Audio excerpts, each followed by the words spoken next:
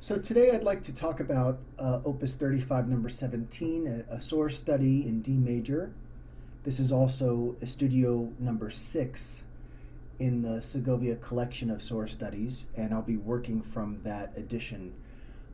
So I'll leave the PDF up for everybody to look at.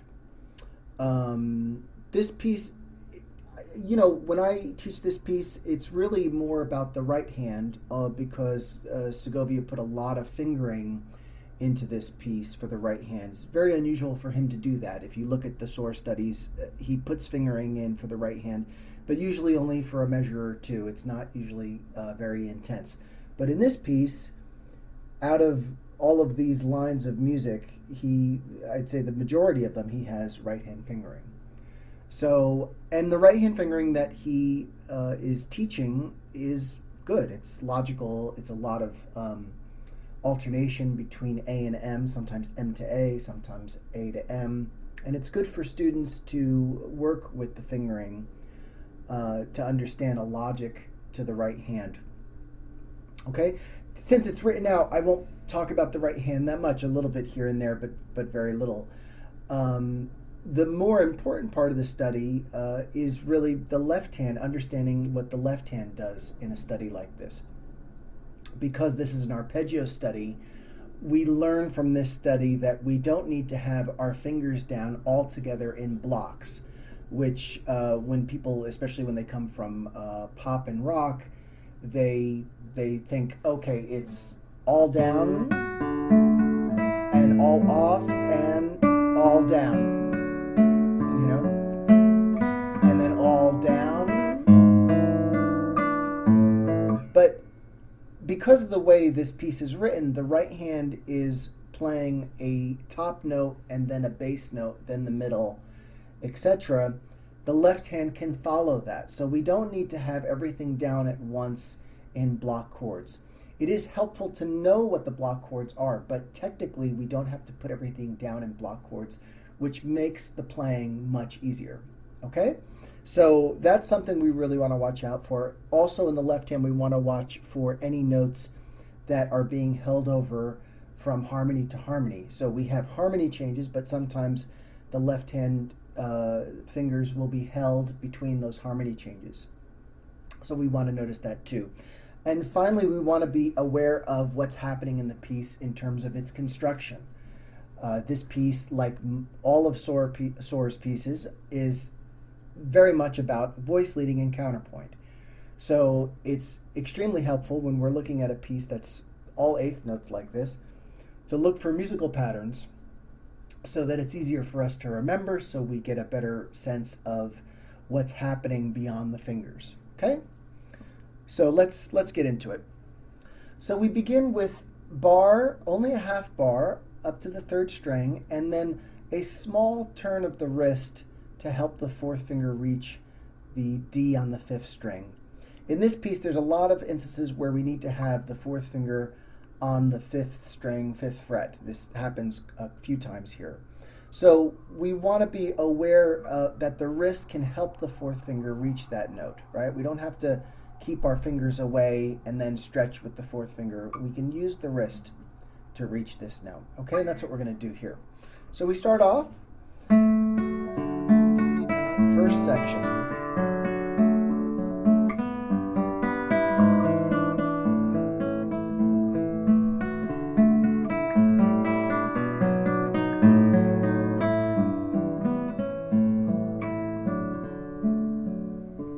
Okay, and that's the first section of the piece. It's sort of 2 phrases, but let's call that the first section. This piece, like many perpetual motion pieces, pieces where you have constant 8th notes or 16ths, it's very helpful to mark off your sections. So this is the first section, and we're going to go over that now. But in your practice session, try to do one section a little bit at a time so that you're not going through everything and not getting a lot accomplished. Go through sections. So that's the first section. And let's take a look at it. What's happening is we have a scale going down. And that scale is in 6th. Right? And so the first few chords, we're going down in a scale. Then the bass goes up chromatically. Then we go down in a scale again. Then it does contrary motion.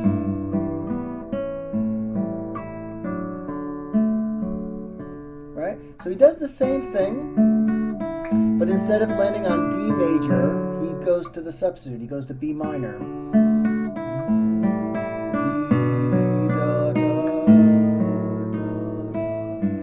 And then we have contrary motion. So the top goes up and the bass is going down. Right? Very Bach-like here. Then it contracts and back to D major. So it's very beautiful. You can sense that it sort of expands. Then it comes back. Oh, sorry. To D major. So it's nice to bring that out in the phrase to show off the expansion of those intervals, okay? Now we go on to the next section. The next section, we're also going to notice a lot of the construction of this piece, so let's take a look at the next section first.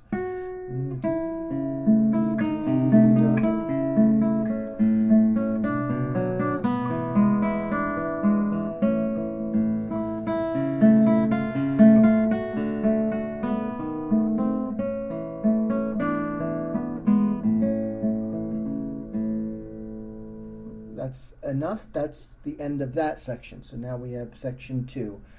So in this section, we'll notice that we're doing the Segovia version. So we're starting on the 2nd string. And you'll notice that the top and the bass move parallel in tenths. These are tenths, 10 notes away.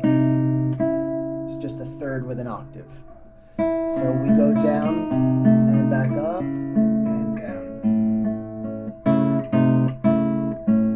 And then D, da, da, da.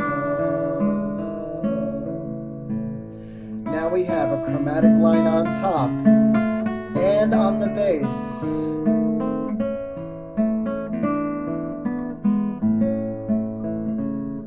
Right? So this line now, this is the end of the 3rd line. D, E sharp, F sharp. Okay, let me say that again. E sharp, D now, D sharp, E. Right? So he imitates.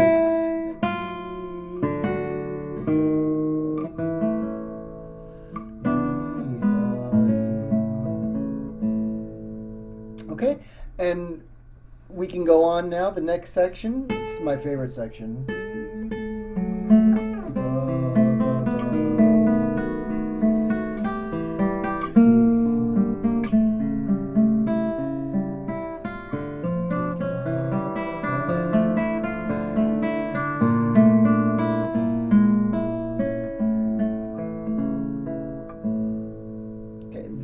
nice section. He goes into D minor, a study in D major. He goes into D minor for a few measures. Very nice writing. So let's take a look at it. Segovia starts off way up on the second string. Some people prefer to do it the way Sor did, which is here. Either way, whatever you like. Segovia is doing this obviously to enjoy the vibrato of the second string, the warmth of the second string. So I'm going to do it there. You'll notice here this part of the piece is a sequence. He does the same sort of idea twice. We have this dropping to an altered tone, right? Then resolving, and then this dropping to an altered tone, resolving, then D minor. Then this B major seventh, cheap German augmented sixth for 1 second, and then back to A major. So that gets us back to D major. But for a second, D, da, da, da, da, da, that's all D minor. And then this gets us back to A major, which gets us back to D major. So he's very nice how he does it. Another couple things about this part, which is not obvious to most people, we have a scale in the bass. F sharp, E, D sharp. And again, E, D, C sharp. Then we have like an interplay. So the writing changes for the D minor.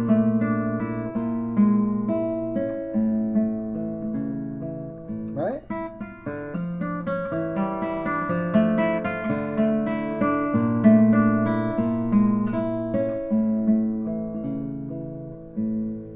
And then back to D major.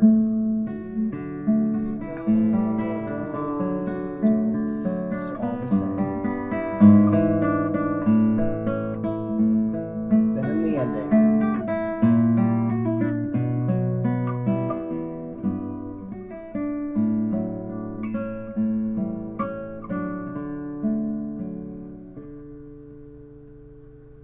Okay, so the recap is the same. The last section we have, just like the beginning.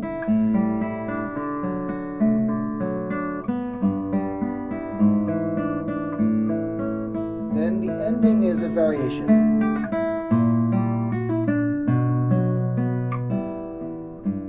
Okay, so now this chord particularly, you have to make sure that your wrist is close so that you're not dropping for the slur here. The slur needs to be comfortable, so the thumb should be higher. Right? And then we have this, which is B minor. So a very unusual voicing of B minor. Light slur, very lazy.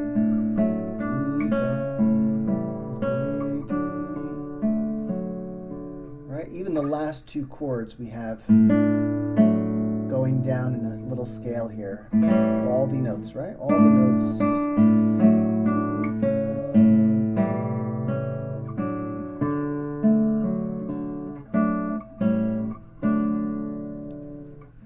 So that's the basic idea about the piece. In general, when you're working on the left-hand technique, be careful of things like on the shifts, not to be, like grabbing for notes, like this, very common for people to sort of,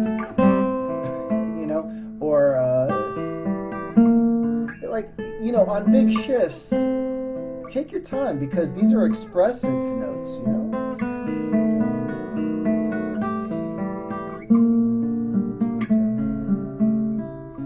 And then you can catch up.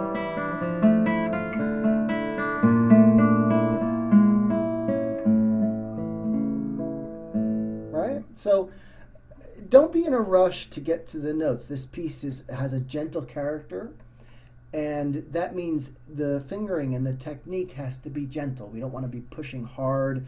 We don't want to be grabbing for notes, Just try to be loose about it and make it flow. and I think you'll find it plays itself pretty well.